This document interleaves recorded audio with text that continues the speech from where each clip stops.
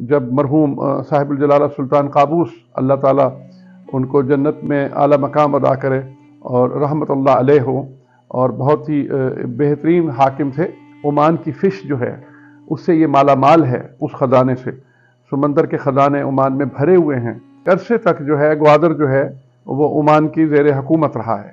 ایک روایت ہے کہ حضور نبی کریم صلی اللہ علیہ وسلم نے عمان کے بارے میں بڑی اچھے الفاظ سے حدیث میں ذکر کیا تھا۔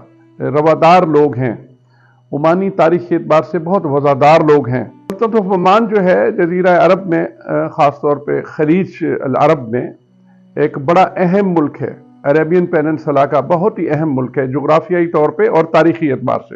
عمان کی تاریخ جو ہے وہ بہت قدیم ہے، 325 عیسوی قبل مسیح، تو بہت پرانا ایک تاریخی پس منظر ہے۔